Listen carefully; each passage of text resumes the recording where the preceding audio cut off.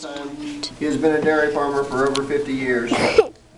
John and his wife Mary have been married for 46 years and have been blessed with 12 children and 28 grandchildren. And John has hopes of at least a dozen more grandchildren. John has been involved in a number of school, church, and community activities. He has been a communion minister, lecturer, and commentator for many years. John and Mary have given marriage prep classes for 30 years, in which close to 200 young couples have come to their house for these classes. John was a former member of the SPPS PTO for many years and is past president of the school council. He was the co-chairman of the building committee for the new school in Parish Hall. John is also a 4th degree knight and the present Grand Knight of our local Knights of Columbus Council. John served for many years as a 4-H club and community leader and served 25 years on the Nemaha County Fair Board. John and his family have also made available between 80 and 100 tons of pumpkins during the fall for the smiling faces of the children of the parish. John said one of the things that he enjoyed most while in school was serving at Mass. One summer when he was in grade school, he rode his bike 2 miles to church to serve 5 days a week for 2 months. John says that over the past 50 years he has very rarely missed Sunday Mass, and he believes that this is a direct result of the quality Catholic education he received at St. Peter and Paul grade in high school. It is my pleasure to introduce Mr. John Rottinghouse as our 2013 St. Peter and Paul Distinguished Graduate. School Council President Ray Shin will now present John with this award. Congratulations.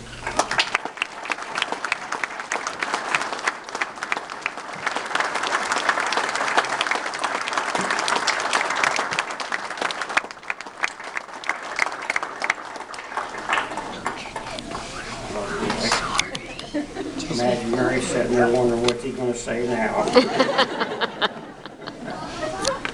But first of all, I want to thank St. Peter and Paul School for giving me this award. And secondly, thank the St. Peter and Paul Parish for making St. Peter and Paul School available to all the young couples or older ones that prefer to send their kids to St. Peter and Paul School. I'll guarantee you one thing, that all the kids that come out of St. Peter and Paul School are not perfect. There ain't a single one of them perfect, even me. St. Peter and Paul does give them the foundation to be the best person they can in their faith, whether it shows up now or 30 years from now or whenever. But the foundation is set at St. Peter and Paul. And I want to give you one example.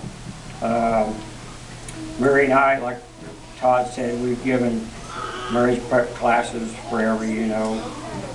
There's quite a few out there in the audience right now, but when here probably 5-6 years ago, we was given a class, and as a lot of you know, it's broke up into different sections. There's communication and, you know, your finances and stuff like that, and one of them was spirituality, which is your faith and how you try to live it and your beginnings as a Catholic. And we always give the young couples, I used to call them kids, but they're not kids, they're young adults. And anyway, we always give them an opportunity to say where they went to school and their faith foundation and so forth. And I'm really not supposed to say this stuff out of class, but I'm going to. Anyway, this one young man, it come time for him to say something, and he said where he went to school, which is Peter and Paul. And the first thing he said, you know, we had to go to church however many days a week they go. He said, I think that was a waste of time. And kind of caught you by surprise, but then there was a young lady sitting across from him, and she just butted in right now, just that quick. She said, you know, I disagree with you 100%. Going to church during the week and then learning about our faith in school was the most important reason why I went to Peter and Paul.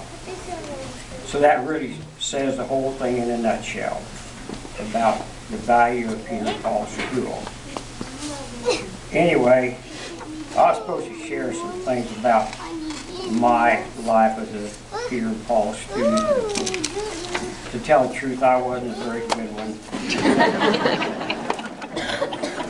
Because, you know, back then, you know, there was trapping and all kinds of stuff like that that took precedent over school. But like Todd said, there's one thing that I really remember from school is I loved to serve Mass.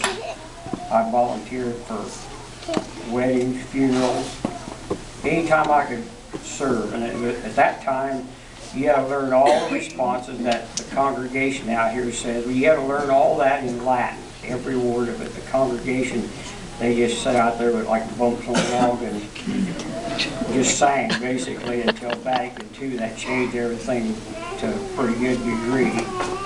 Anyway, like Todd said, I volunteered to serve 2 months that one summer, and I really enjoyed it. I still enjoy it today because I think that's one of the most important things that kids can do during Mass is to be a servant to Father at the holy sacrifice of Mass. Anyway,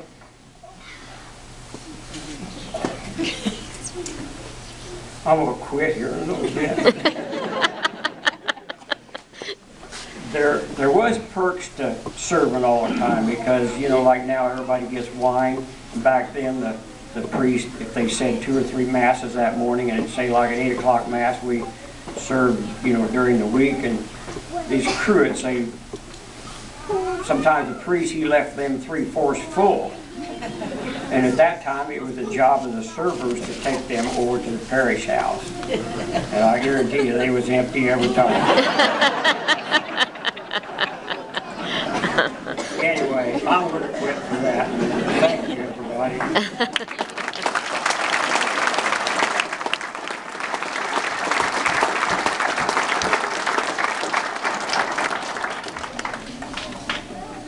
One thing John didn't tell us is that the serving was a well-paid job back in those days.